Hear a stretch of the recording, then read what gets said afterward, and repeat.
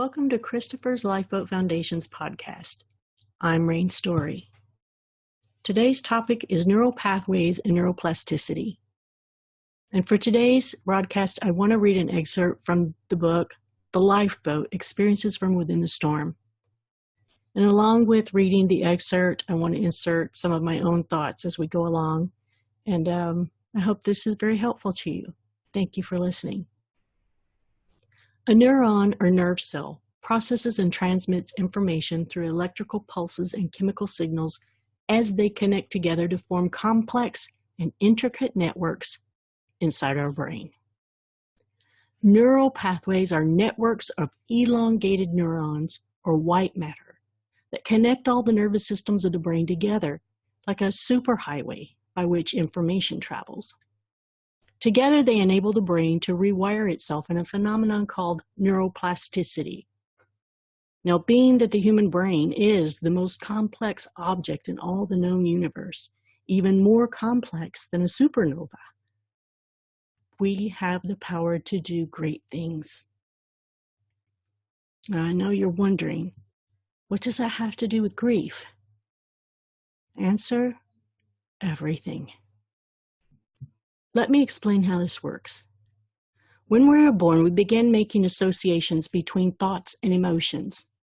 As we grow older, we have traveled down those same roads of habit, choosing thoughts and assigning emotions over and over again, thereby establishing and predicting how we will respond to any given stimuli.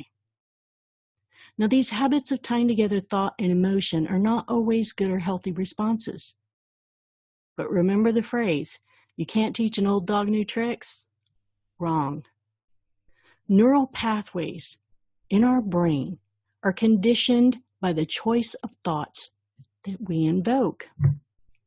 For instance, when our choice of thought brings about a negative emotion, we have the power to change the emotion by simply choosing a different thought and forcing the neural pathway to take a different route. No kidding.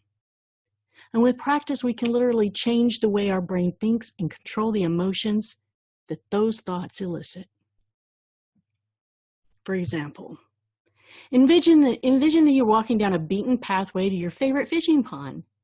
And the path is nice and smooth from years of repeated use, and the reward is nearly always the same in that you catch fish. One day a tree has fallen across the path, so you divert your journey to go around the tree. As you stomp down the tall grass, you notice that your new but somewhat rough path also takes you near an apple tree. You still make it to the fishing pond, but the difference now is that your reward is doubled because you get the fish and an apple to boot. And as you travel the new pathway repeatedly, you begin to make it a habit, and it smooths out with time and practice. Now, this is similar to neuroplasticity in a simple way. We have the ability to literally retrain our brains how to think and feel and respond by choosing different thoughts and practicing every day. And there are many neuroplasticity exercises to help us do this. But there's also another miracle that occurs in our brains called neurogenesis. Now, this is the active production of new neurons and other nerve tissue in the brain. And neurogenesis is a process either aided or suppressed by the chemicals that we solicit through thought and emotion. Physical activity and exercise, the medications we consume, and even the food we eat. We get to choose. If we choose to aid neurogenesis in our brains, barring any brain injury or disease, we never stop learning, adapting, or changing our brains until the day we die. The process of neurogenesis is a miracle within our own bodies that we can use to help us through our grief. When neurogenesis combines with neuroplasticity, it allows us to have the ability to change not only how we think and feel, but also change our physical bodies. Again, no kidding. Now here's how it works. Choose a thought, any thought. That specific thought that you just chose now associates with an emotion, good, bad, or indifferent. That particular emotion then causes a specific chemical to be released in the brain depending on which emotion it is. The chemical then causes a certain physiological effect in the body. It's not too different than kicking over the first domino in a standing row of dominoes. And once you set the first one off, it triggers all the rest to have a reaction. And now, if you go back to the trigger domino, the initial thought, and choose a different one instead, well, the reaction of the set will be different too. Now we'll apply this using one of my own grief scenarios to help you understand the incredible impact of neuroplasticity on grief from my own experience. I'm going to be candid here, and as I warned you in the beginning of the book, this is the real deal. Some of these things are tough.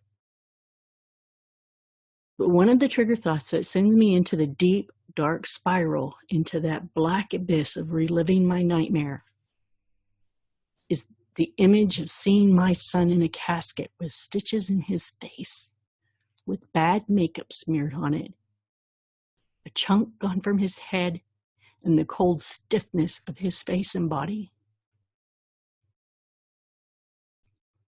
For 2 years, that trigger thought would set off a horrifying, predictable, and seemingly irreversible downfall of crying, screaming, and literally pulling my hair out until the reliving of the trauma was over. I would be wiped out for at least 2 days afterward, physically sick and unable to eat or think clearly. Now, in the past, with other traumas in my life, I had learned to control my thoughts and to not go in certain places that would hurt me. However, with the loss of my son, I felt like I had no control. But I did. So now when that trigger thought arises and I feel that tightness wrapping around my throat, my chest, I close my eyes and I say, stop. I'm not doing this right now. Not today. And then I purposely think about something completely different, such as what that atrociously mean and obese attorney I used to work for looks like in her tight, short Zumba outfit at the gym, doing splits in thongs. I forced myself to laugh out loud, and suddenly, with that deliberate, different choice of thought, I changed the emotion, the chemical result, and the overall effect on my physical and mental health. You see what I did there? Nobody tell the attorney. Thanks.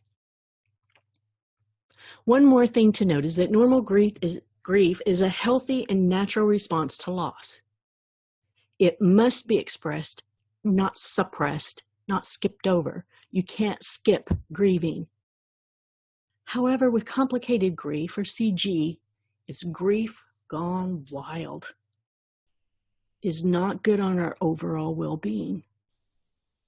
There is a marked physiological difference between what goes on during normal grief and complicated grief that can be observed through functional magnetic resonance imaging, or MRI technology.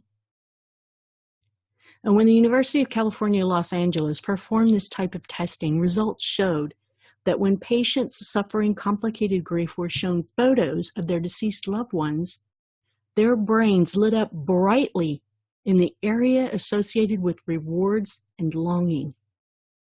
This is the same area of the brain associated with addictions. And when the results were compared to patients suffering normal grief, the observations were strikingly different, as the brains of these patients showed much less activity in the same area. We should grieve. We have the right to grieve. Your grief is absolutely valid. Yet we also have to be careful and make sure that we grieve in a way that is healthy for ourselves, our loved ones, our friends, family, and everyone we meet. We owe it to the ones we lost. We owe it to those that we still have who love us. And we owe it to ourselves. That domino effect, the chain reaction, it reaches out and touches far more people than you can imagine. So it is very important that we take care of our minds our brain and our bodies to the best of our ability. Now that you're armed with a very brief knowledge about neuroplasticity and neurogenesis, you're armed with enough to begin changing your thoughts, your brain, and reshape your world. The balance and goodness of it all is that you can still grieve and love your lost child at the same time. Retraining your brain will take time and a lot of repeated practice, but it becomes easier each time, and soon it's like riding a bicycle, brushing your teeth, or doing the splits. Thank you for tuning in. Love, light, peace, and joy to you all.